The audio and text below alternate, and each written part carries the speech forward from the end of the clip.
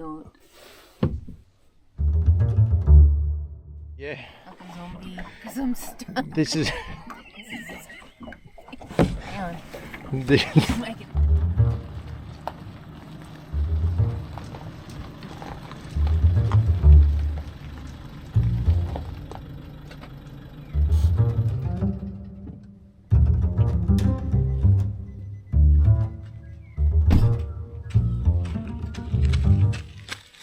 G'day, welcome to episode 41. I'm Matt and I've got something pretty special to show you.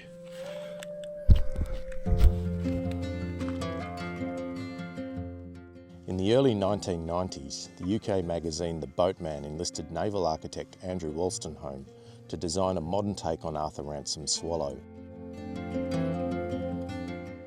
The brief was clear: create a boat-shaped boat that would genuinely sail and possess considerable visual appeal to inspire the builder from the outset and throughout the process.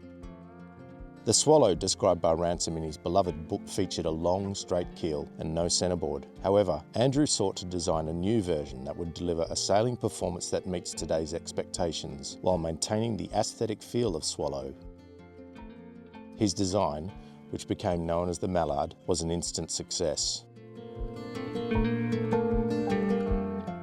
Shortly after the first Mallard hit the water, legendary boat builder and Norfolk Boatyard owner Charlie Ward approached Andrew with a new request: design a slightly smaller version of the iconic 17-foot Norfolk Oyster, designed by John Leather in the 60s.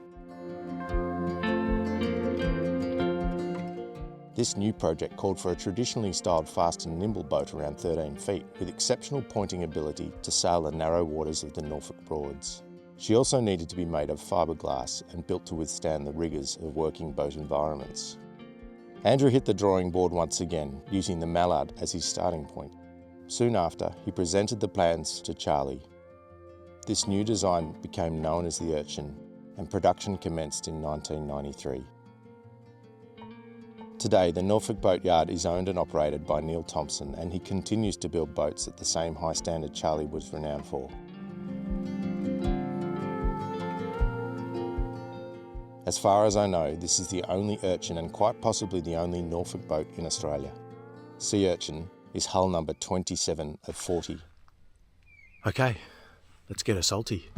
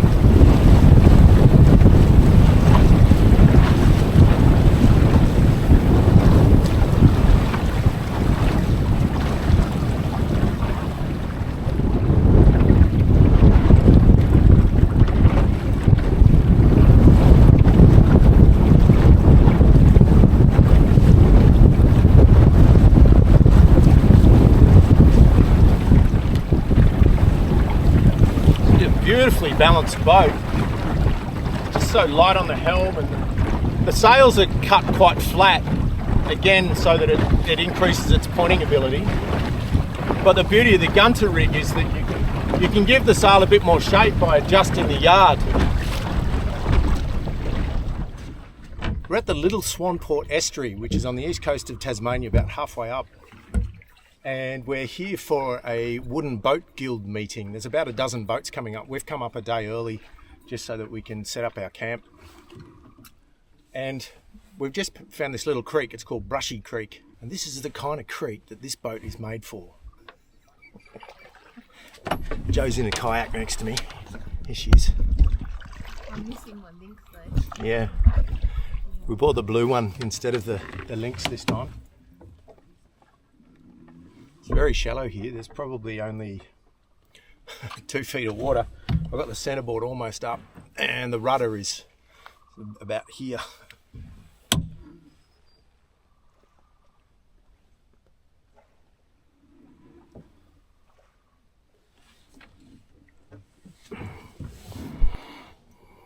One of us.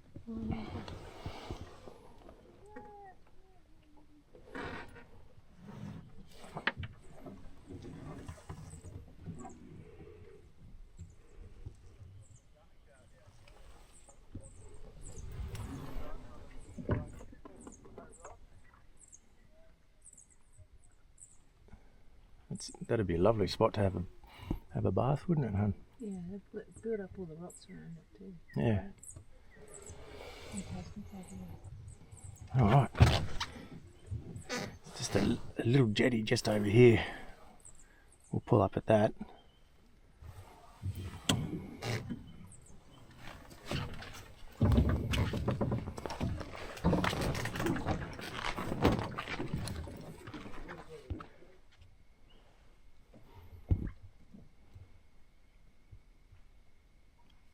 Good spot, eh?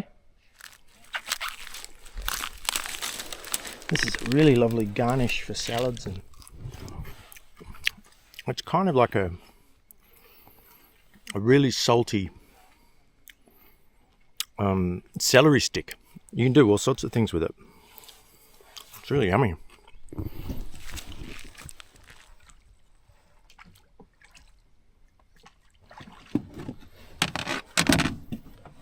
Oh, look at this. Rob's just bought us some cake.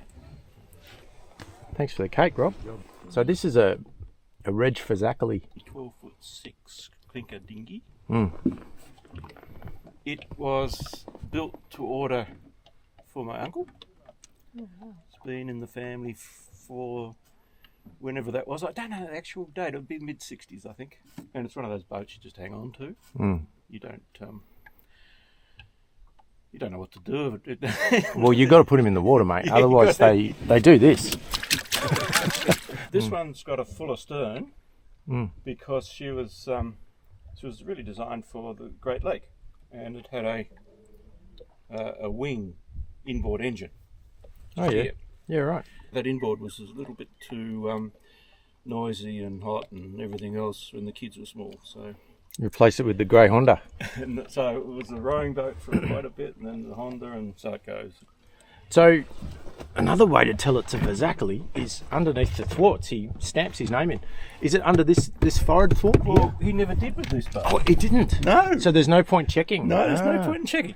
This one, I replaced this thwart because it had some rot in the ends and so on, but that's original. Yeah. Some of those I've replaced to the original design. But no, he didn't do it with this one. Yeah. Well, Yeah. not that I ever saw. You guys want some chocolate cake? What? Chocolate cake. Oh, don't get too excited about it, Karen. It's okay. It's only chocolate cake. Chocolate cake is lovely, thank you. I'll take it over. We're going to edit that out. We'll edit that back in. Yeah. Woohoo, chocolate cake. Other Joe made it. Beautiful Joe that's not here made it. Oh, you're bringing the cake over. Oh, right. There we go. I was like trying to get over to where the cake is. The cake is coming to you. Don't worry about the rocks. You've got cake now. Yeah. Yeah. Let them eat cake.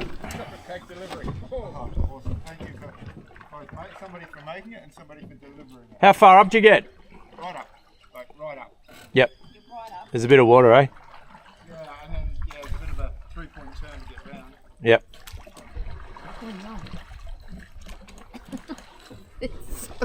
It's very salty. Yeah. Yummy. Stay salty. Yeah. We're just pottering up the river now. See how far we can get.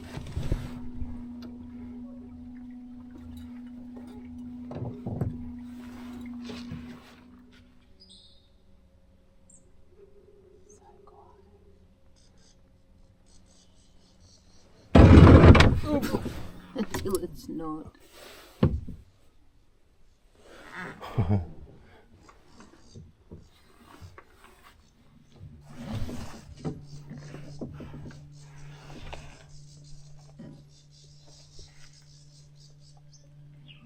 I reckon that's it. Yeah, you can get the kayaks up there. Definitely.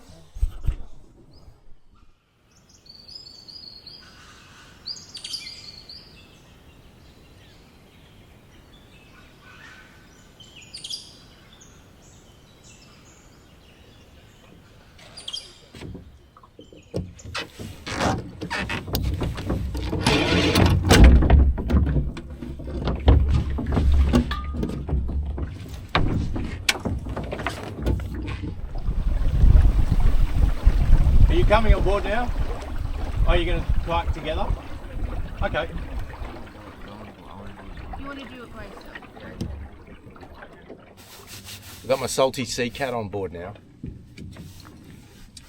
And you can see Ben coming out in the Core Sound 15. And we've got Rob and Danielle down there in the Clipper.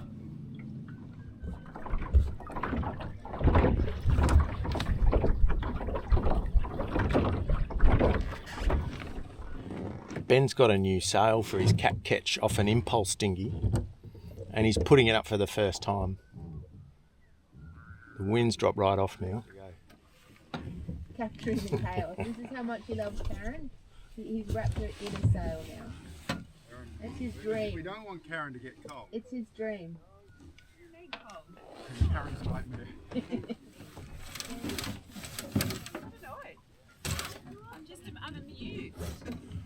And she's amusing. A very fine line between amused and out of the way, George, Mayhem. you concentrate on what you're doing. What are you doing, JJ?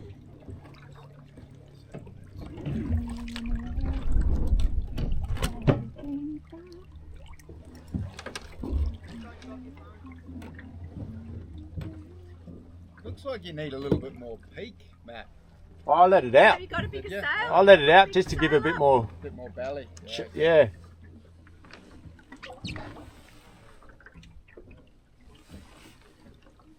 In amongst the oyster leases now.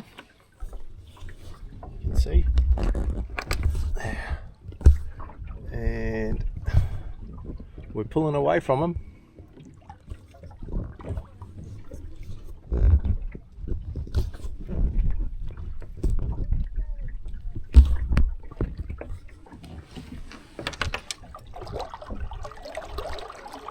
Keep an eye on these channel markers,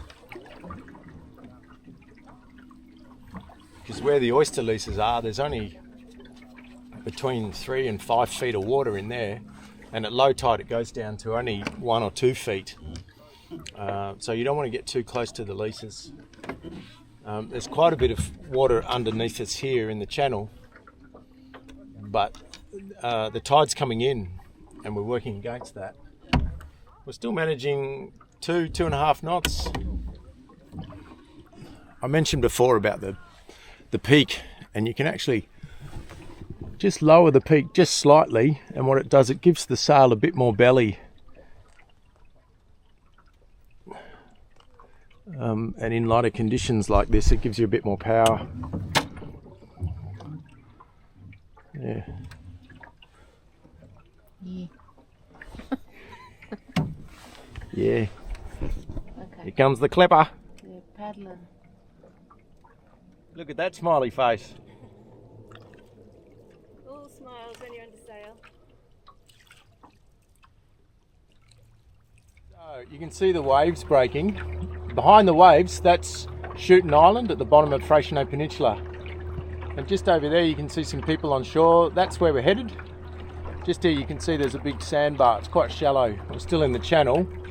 Now the wind has dropped right off and we're doing about 1.2 knots into the current and we're towing Ben.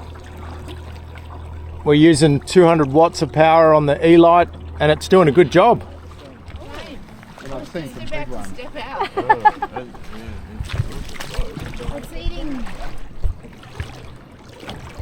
That's a big fella. Wow.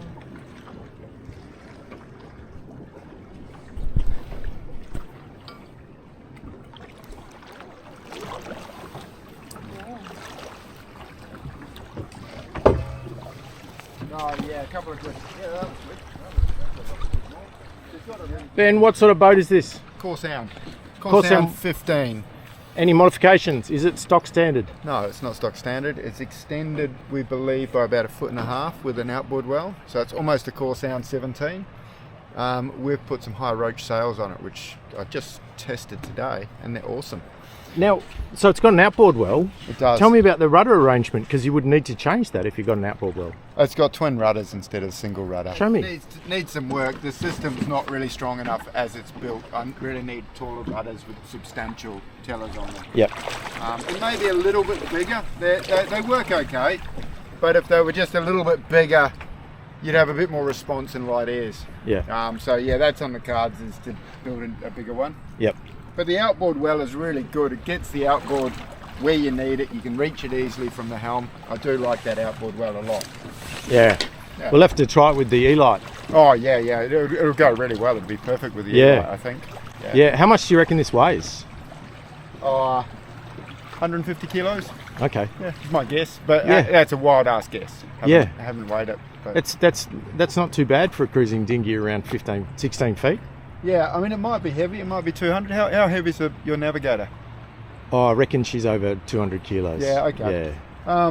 Yeah, I mean, it's a guess. I think it's 6mm ply. Yep. Oh, well, it's quite manageable. Yeah. Yeah. What have we got here? Rob's Klepper. 1969, though the skinny is only about 10 years old. What is the Klepper? It's a folding kayak. It's a folding kayak. Made in Germany since the early part of the 20th century.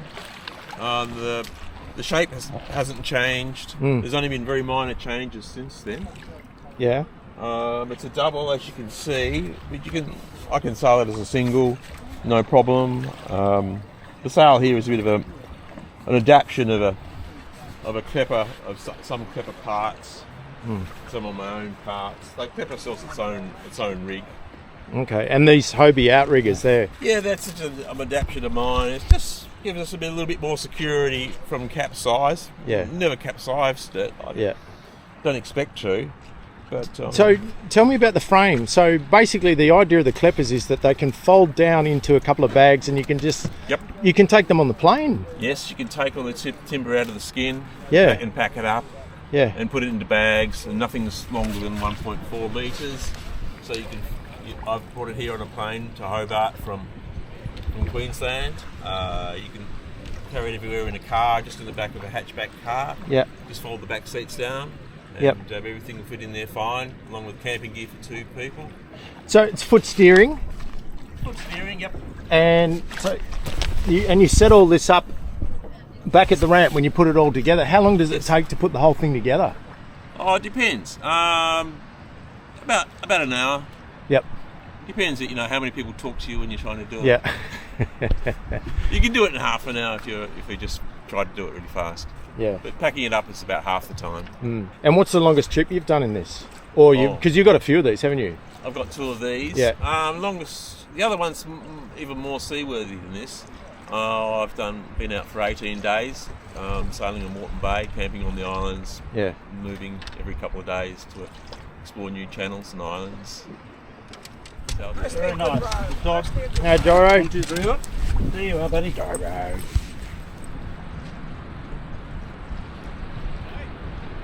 See if I can get Richard to talk to us. Richard, tell me about your boat. That's it. It's white. Oh, come on. Give me some more. Give us some more. What's the design? It's a northeast dory. Northeast Yeah. dory. Yeah. Designed by a bloke called John Harris in the US. Yeah. He operates out of a company called CLC, Chesapeake Light Craft. Yeah. It's a stitch and glue affair. It came off a CNC cutter down at Andrew Denman down in Kettering. How does she sail? If you leave her to her own devices, she sails all right. But if you get in the way and muck with the strings, no, she sails well. Yeah. You know, she sails well. Not bad upwind. Yep. But really, It's a human ballast boat. Downstate. Yeah. Lots of buoyancy in it. Floats just above the thwarts. So the centre case is up above the. Okay. You know, once you fill it full of water. Have you capsized? Yeah. Yep. What's it like getting back in and? Yeah, but when you're getting back in, it's not. It just rolls back and you roll back in with it. Yeah, it's okay. Fine. Yeah, Yeah. It's pretty easy. Named after my mother, in case you hadn't already guessed. Pauline, She met Spike Milligan. your mother met Spike. Yes. She was in charge of the bookshop at the National Gallery in Canberra, and they had a book launch for him, and he was signing a book, as they do, you know.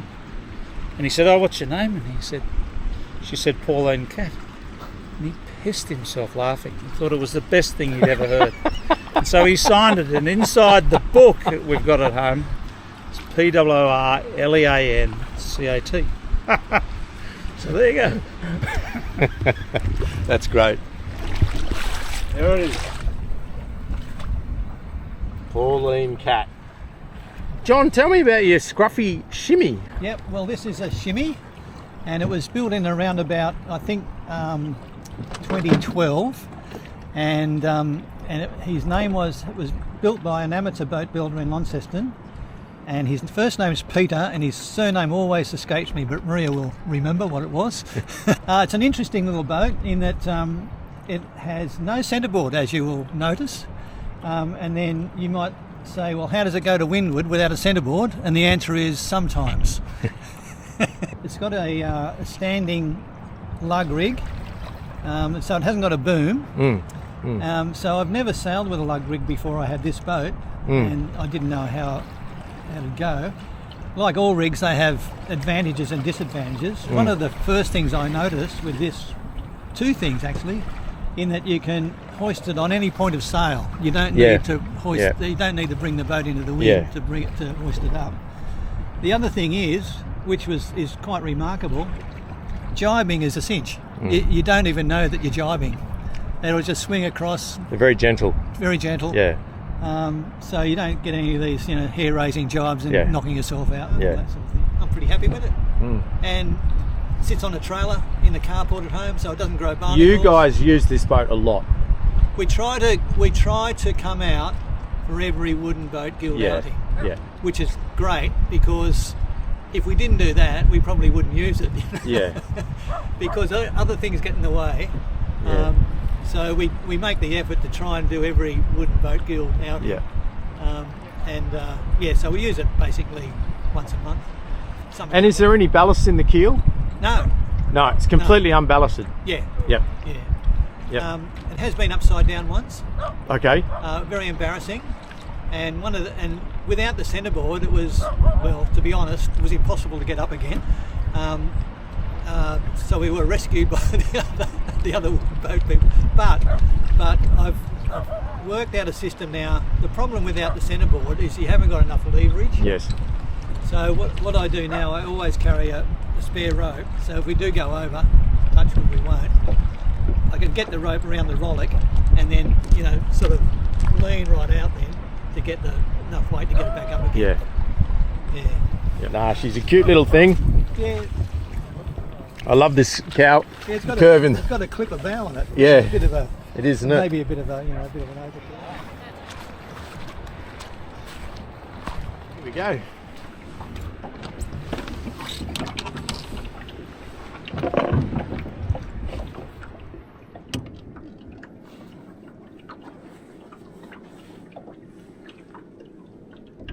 Look at Ben coming towards us. He's put a mizzen staysail up now.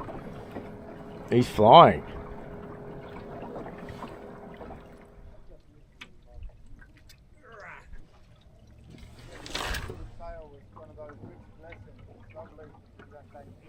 It's the ribbon zone. Nice breeze and a bit of current before it is.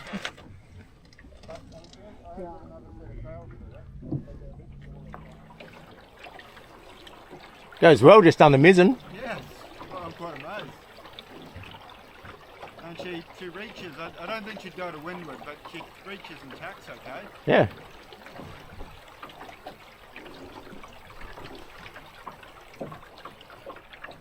Who's that hiding up there?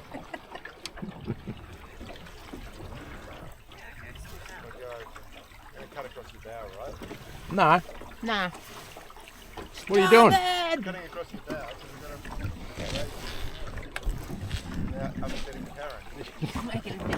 I'm fine. All right, you're okay? I'm okay. All right, you ready? Everybody. All right, this is our Okay. tender. And what we've done, we've put a big whopping great fisherman's anchor out there, and then I've put a little buoy down. And we use this as our, basically our mooring for the weekend that we're here. This bit's riveting. Huh? This is riveting.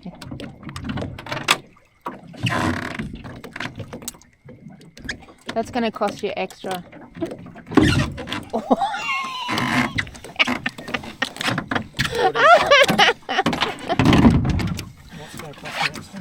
I came to pick you up, not a motor as well. Yeah. Oh yeah. Oh I yeah. should mention these lovely gallows that come with the Norfolk boats to hold the boom in. When you buy these from the factory, you've got an option for a boom tent, and the boom tent goes over the boom, obviously, and it clips. There's little clips that run along the just underneath the gunnel, and you clip the whole thing. We actually got that boom tent with this boat. We've never used it. Stick that there. Try and be graceful.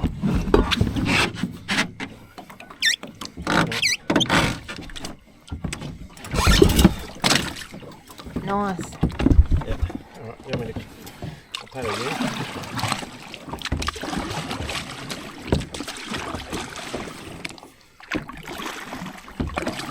You're going backwards. You putting a mooring out? Yeah. I'm just, Hold on. Brace for impact. Oh, I didn't put a massive amount of stroke out, but I figured low tide she'll, going to be good. Let's go some tucker.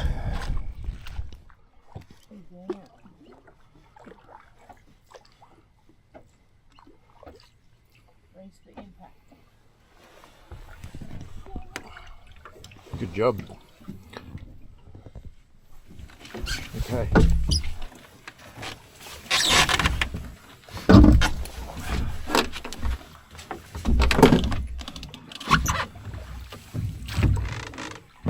Oh, it's a lovely boat to row.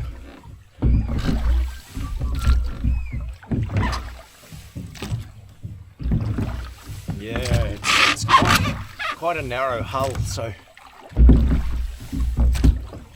she just zips along.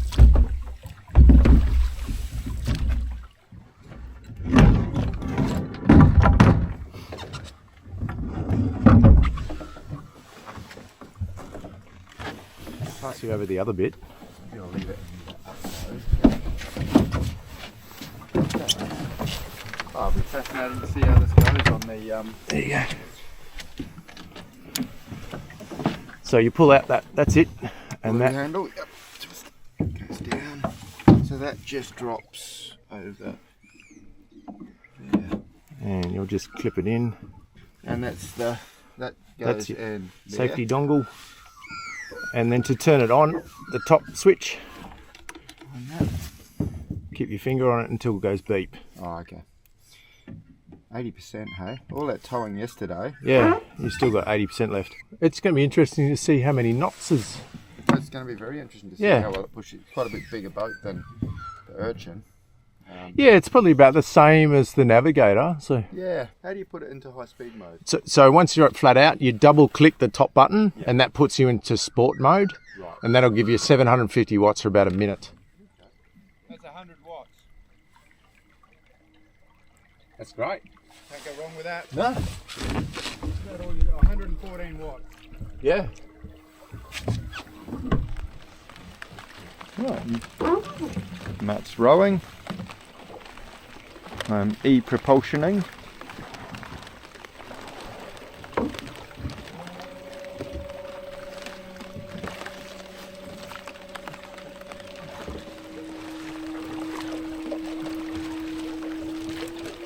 Quick boat, that Urchin.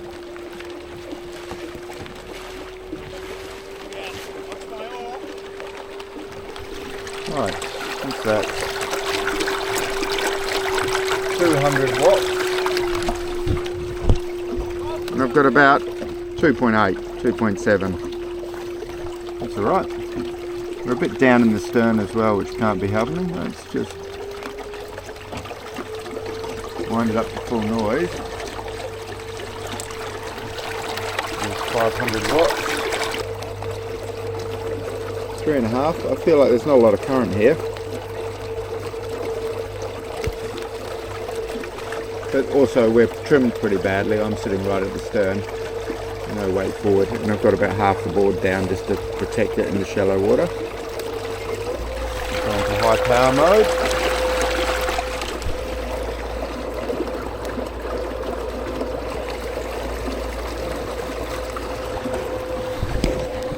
I'm going to move forward a bit just because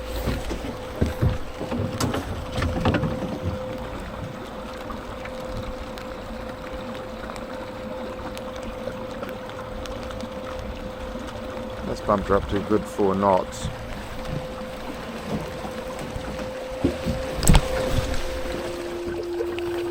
See, that's about 200 watts now, and we're backed off to somewhere around 3 knots.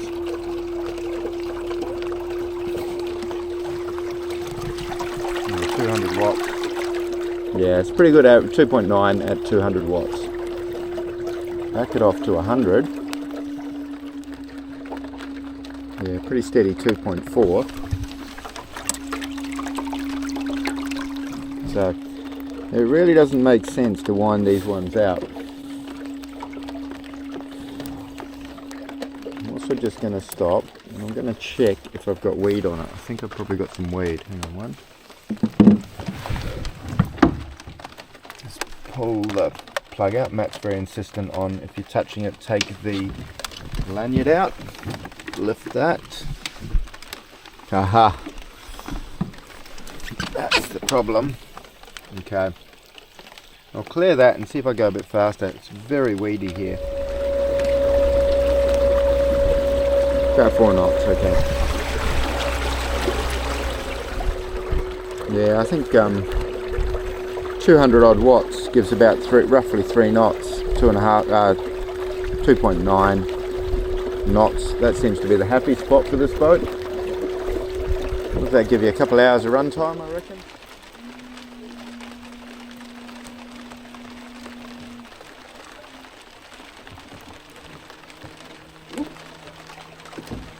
Might have a bit of wind. Yeah. 4 knots on boost. 4 knots? About 3.5, 3.8 or something. 3.5 on sort of 500. And about 3 knots, just a touch under 3 knots on 200. So it really doesn't pay to wind the power up. That one.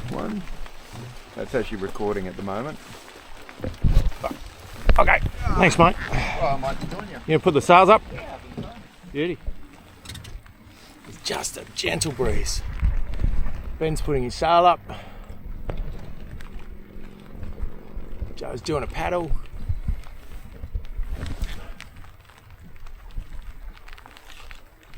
And it's wet. Yeah.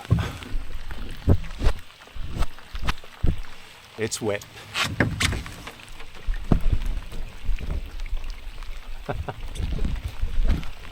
Oh, I can't even get the lens clean. There we go. Nah, still wet. There we go. There's Benny chasing us.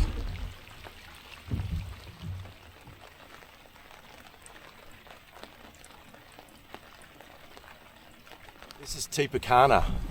It's an old Tasmanian piner's punt. Actually, it's a reproduction, it's not an original.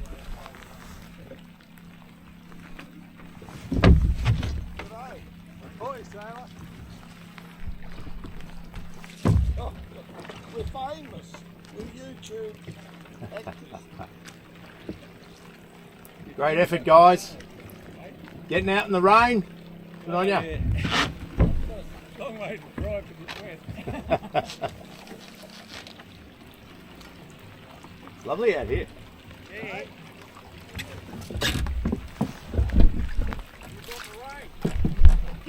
Smile at the camera.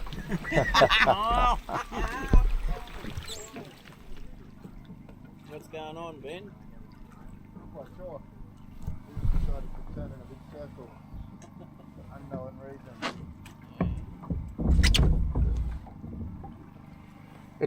It's lifting though. You look into the west, it's lifting. Hey?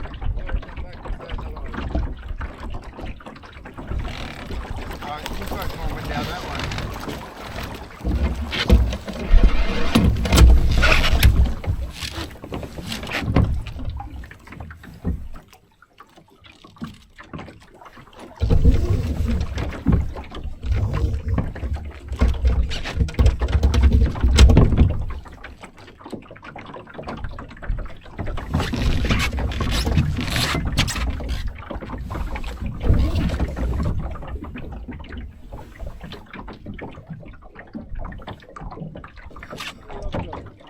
I don't know, what did you say before? I said I'd come back and say hello. Oh, right.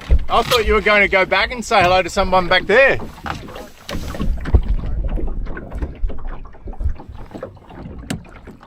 reckon there's more wind down that way, eh? All right. You want to head up? Yeah, yeah. All right.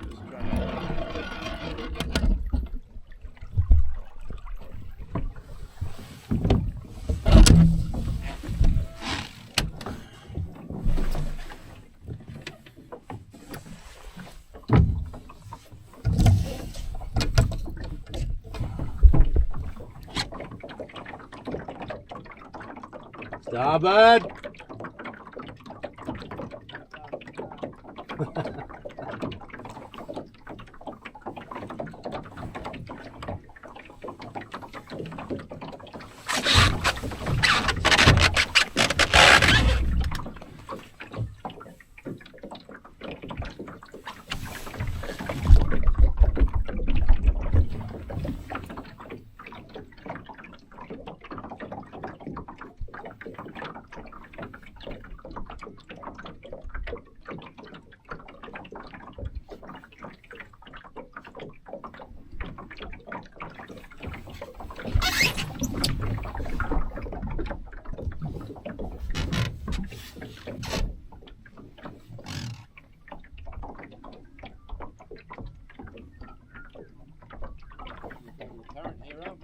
Yeah.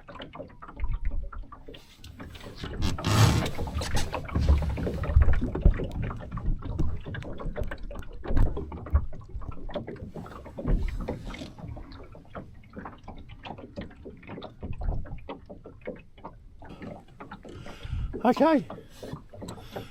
Well, Ben and I have just taken advantage of the limited amount of wind to come up as high as we could, and we're going to head back to camp now. And I might call it a wrap. So thanks for watching Small Craft Tasmania episode 41, the story of the urchin, and we'll see you next time. Stay salty. Stay salty.